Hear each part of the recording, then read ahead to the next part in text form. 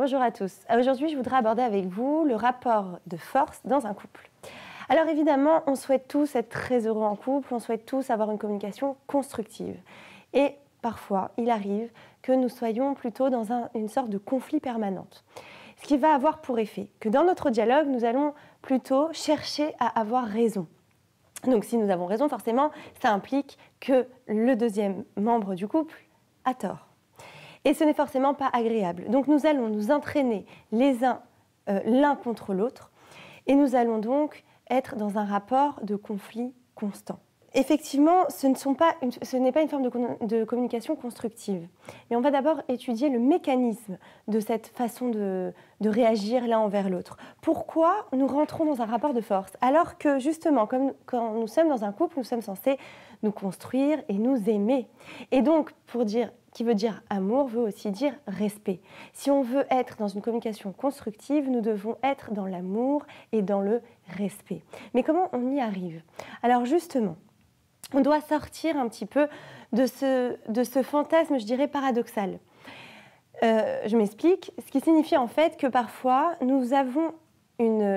a envie de plaire à notre conjoint et de sentir qu'à ses yeux, nous sommes le meilleur, le plus intelligent, l'unique.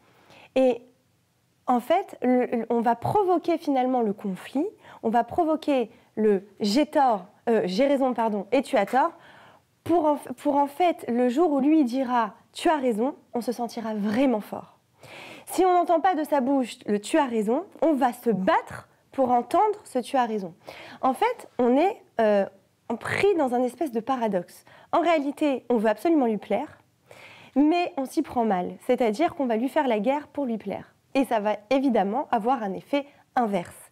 Le but de l'opération, en réalité, c'est d'arriver à se parler pour obtenir justement un « tu es le meilleur » et « tu as raison », mais on y arrivera simplement en s'exprimant d'une façon différente, d'une façon beaucoup plus sage finalement. Et ça s'apprend. Il arrive parfois que dans notre enfance nous-mêmes, on nous a parlé assez durement, on nous a imposé les choses. Donc on a intégré en nous une certaine croyance. On pense que pour valoir quelque chose, il faut être imposant, il faut être dur, il faut être sévère. C'est comme ça que les gens qui, par exemple, réussissent dans la vie ou les gens qui sont quelqu'un, qui sont devenus quelqu'un, c'est leur mode de fonctionnement. Donc si je veux devenir quelqu'un, je dois me comporter de la sorte. Évidemment, ce n'est pas de cette façon qu'on va obtenir quelque chose de positif dans notre relation de couple.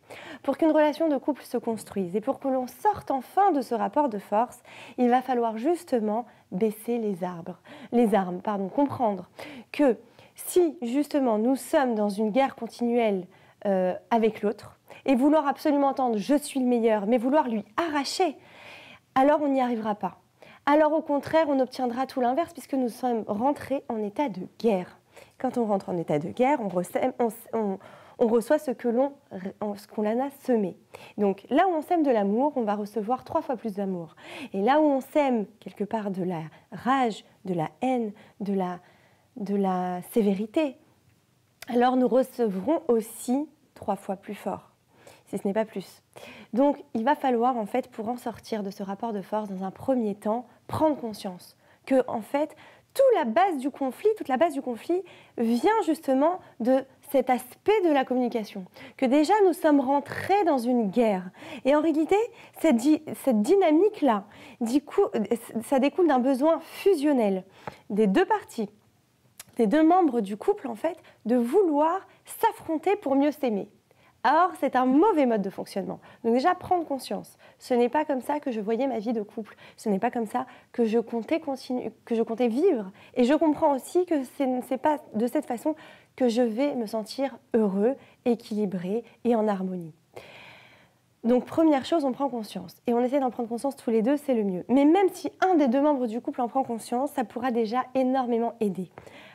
Même plus qu'aider, ça pourra changer toute la relation et toute la dynamique. Parce que si quelqu'un veut nous faire la guerre, mais que nous ne rentrons pas dans cette guerre, il ne peut pas y avoir de guerre. Une guerre, ça se fait forcément avec 2 parties.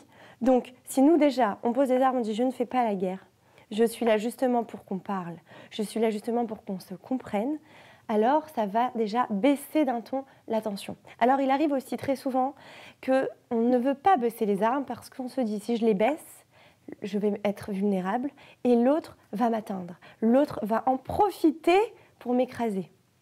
En fait, il faut comprendre une chose. Quand on est dans un couple, on n'est pas dans une véritable guerre en vérité, puisqu'on est en train de construire, on essaye en tout cas de construire. Et si l'autre s'est mis en état de guerre, c'est peut-être parce qu'il a peur, c'est peut-être parce qu'à l'intérieur de lui se trame quelque chose de plus profond finalement.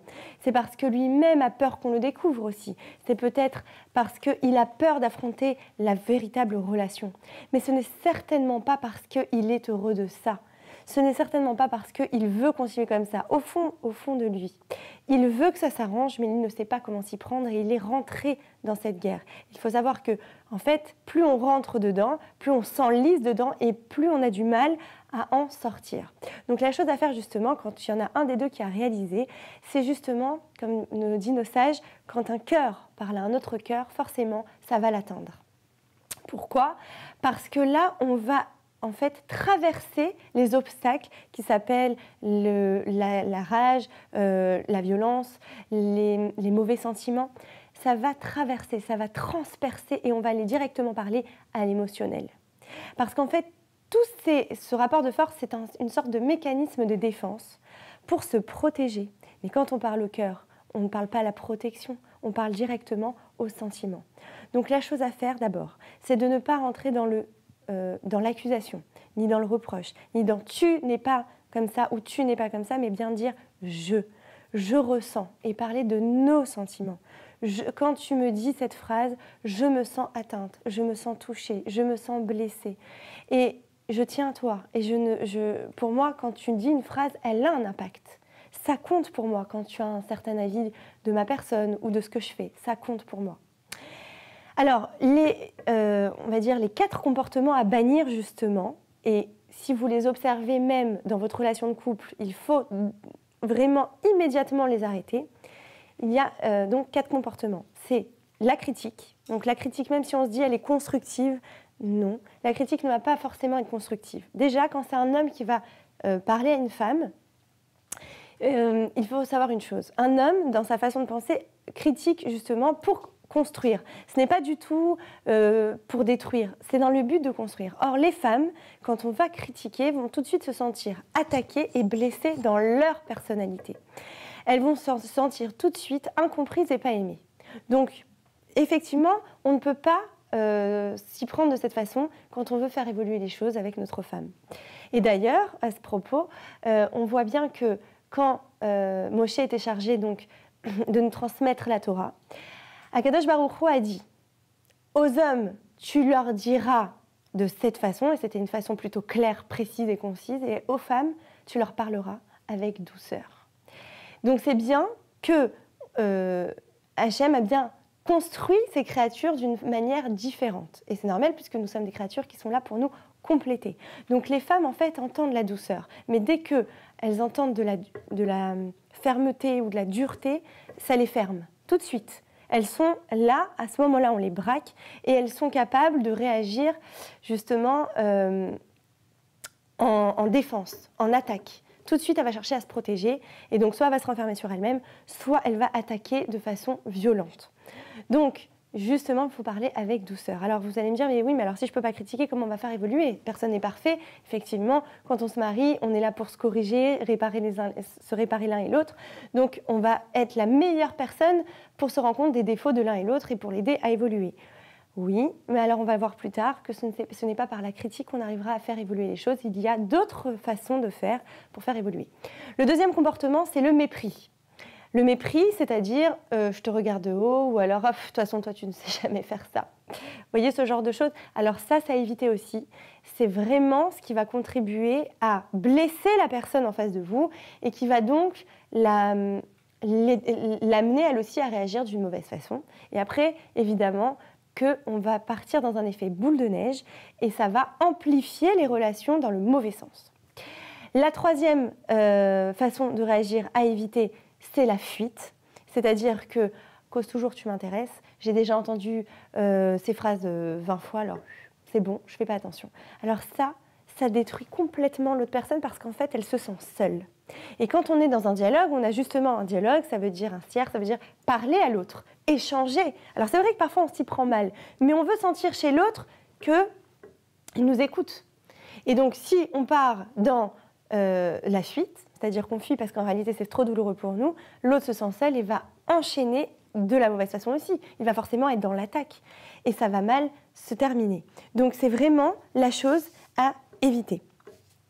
Maintenant, la quatrième chose à faire, évidemment, c'est l'attitude défensive. Je me renferme sur moi-même et ça va être une réaction où, en fait, je m'enferme dans mon monde.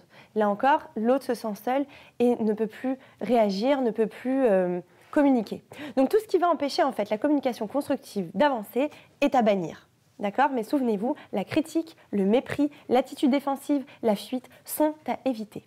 Nous allons voir bien sûr dans une prochaine vidéo, Bezrat Hashem, comment faire justement pour arriver à un dialogue constructif. Quelles sont justement les clés pour arriver à nous comprendre, à communiquer, à avoir un dialogue qui nous permet justement de rebondir, puisque d'avoir des conflits c'est complètement normal et je dirais même c'est sain, puisque ça nous permet de connaître le caractère de l'autre. Et effectivement, dans un couple, nous n'avons pas tous les deux le même caractère. Sinon, ça voudrait dire que nous sommes célibataires. Nous ne pouvons pas être d'accord sur tout. C'est complètement normal et encore une fois, c'est sain. Mais à un moment donné, il va falloir savoir aborder le conflit de la meilleure façon. C'est aussi une des clés d'un couple en bonne santé. Donc nous allons voir prochainement comment aborder le conflit de la meilleure façon, comment désamorcer le conflit, et vous verrez que ce n'est pas si sorcier. Je vous remercie et à très bientôt.